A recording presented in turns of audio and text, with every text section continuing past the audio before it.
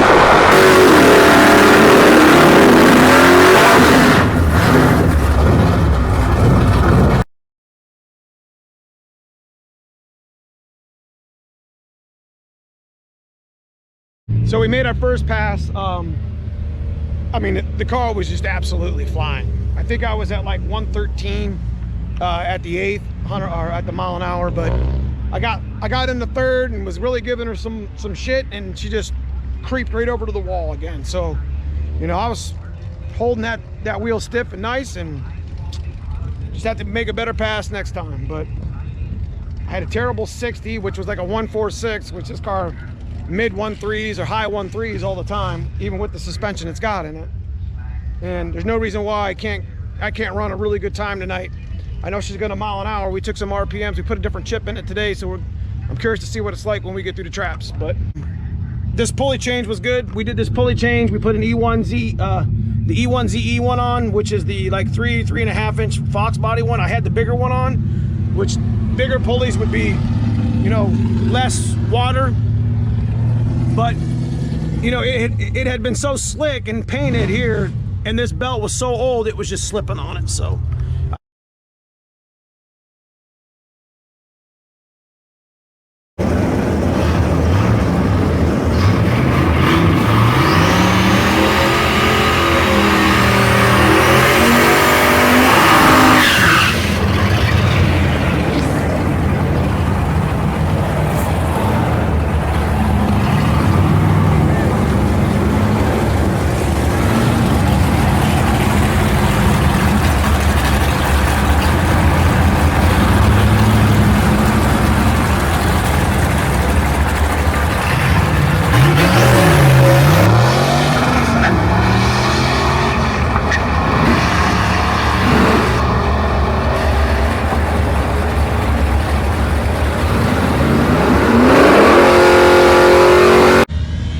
Pretty good. That wasn't terrible. That was one of your better passes I ever did. 148's not terrible. 125. I mean, that's a 1090 pass. You know what it is? It's the fact that we don't have a tack in here, so you don't know where you're short. I bet you're a short shifter. Probably. I bet you the reason why you can't 90 is because you're shifting too early.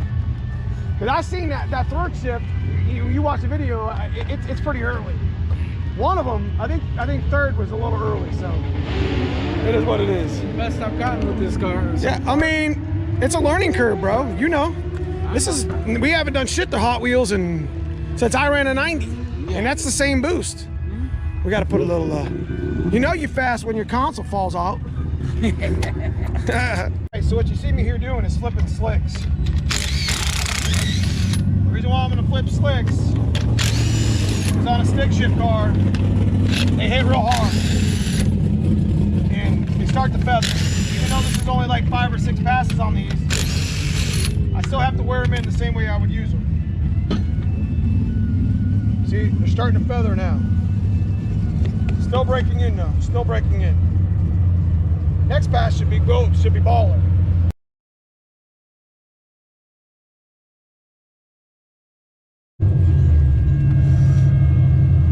Ooh, I got the Camaro, I got the yellow Camaro. It's a supercharged Camaro.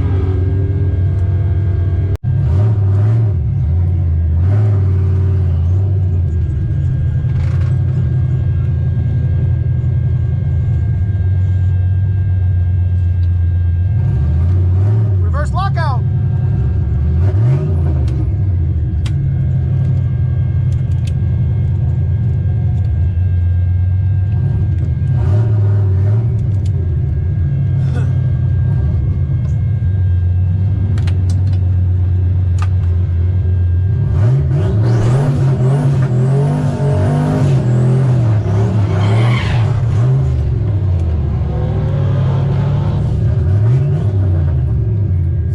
Straight.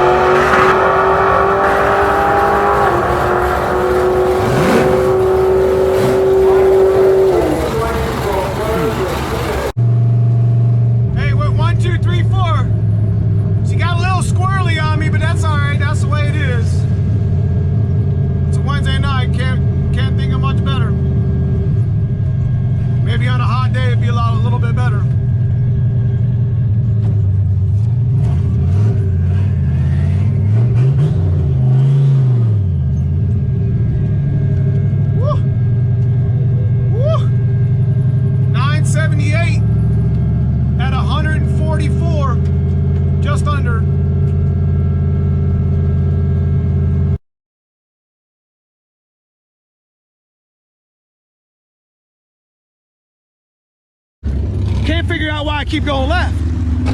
Well, I had the car aligned earlier in the year, and that tire's pretty straight, you know? She's pretty straight with the body line, not with the fender.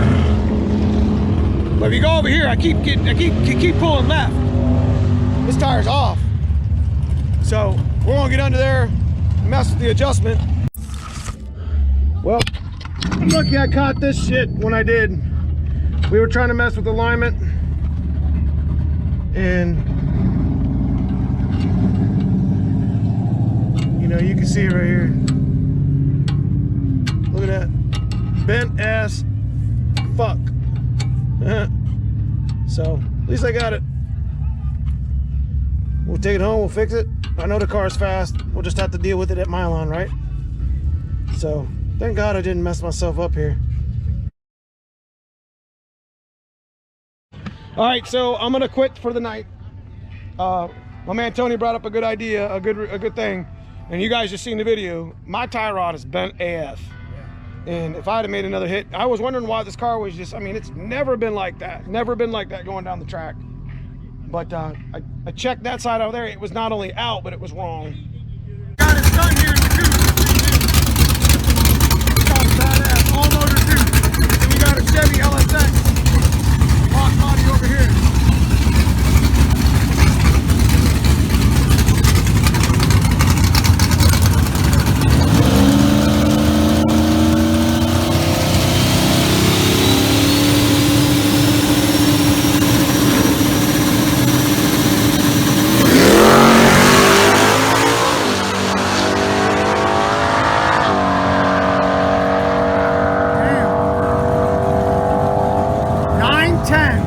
Right lane, 152.